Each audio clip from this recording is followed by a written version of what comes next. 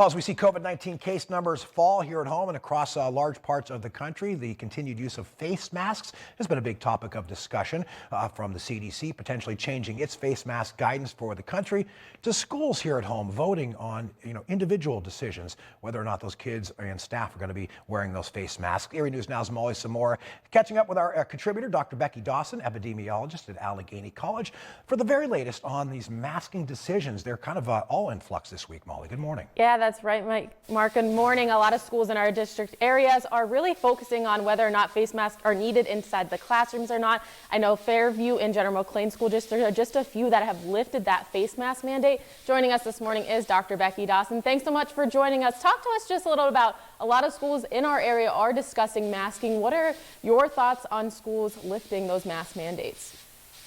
So I think that the schools are weighing what is the cost of wearing a mask versus the benefit right now in kind of the universal sense. So we know that kids, can get COVID, they can get severe COVID, but we also have vaccines that are able to prevent that severe COVID. We also have treatments that are available to our kids, and there are masks that kids can wear that provide individual protection for them. So as schools are looking to make those decisions, they can provide families and students with the option, also teachers, with the option of protecting themselves through vaccinations and individual masking, but also maybe lift that kind of burden of the universal masking in each of those schools. And then we have one school district, Wattsburg School District, that's going to be discussing these face masks later on tonight, talking about potentially making it so masks are still required in the classroom. What are your thoughts on, schools still continuing to masking, or what things might happen if students start to take those masks off in the classroom?